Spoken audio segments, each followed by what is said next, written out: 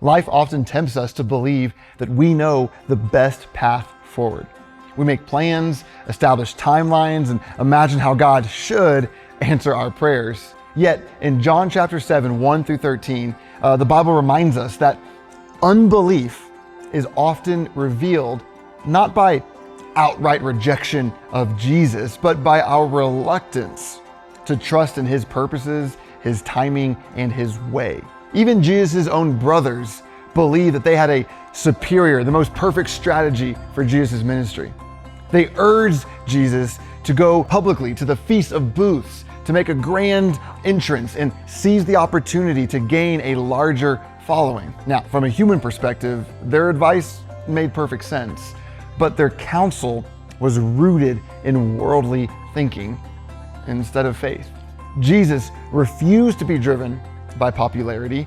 He wasn't going to bend the knee to the societal pressure or public opinion.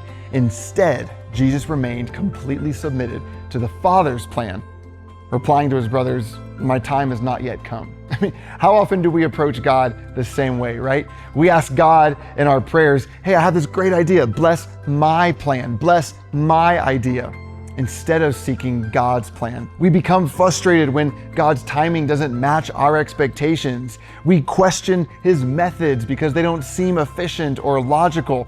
Yet Scripture will remind us that God's thoughts are higher than our thoughts.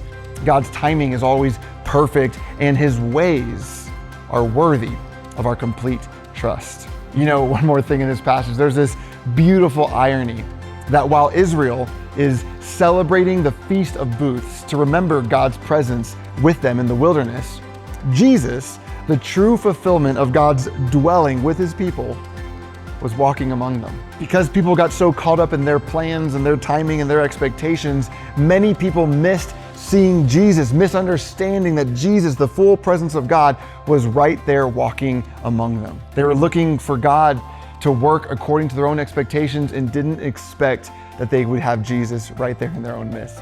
The same danger exists today. Unbelief can quietly rob us of experiencing the abundant life Jesus offers us by convincing us that our understanding is more reliable than his wisdom.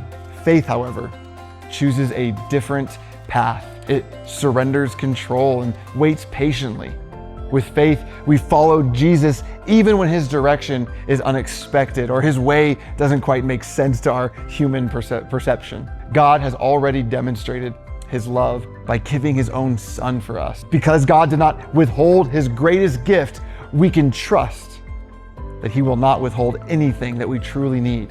Today, choose to trust his purpose, rest in his timing, and walk confidently in his way. Be blessed, y'all.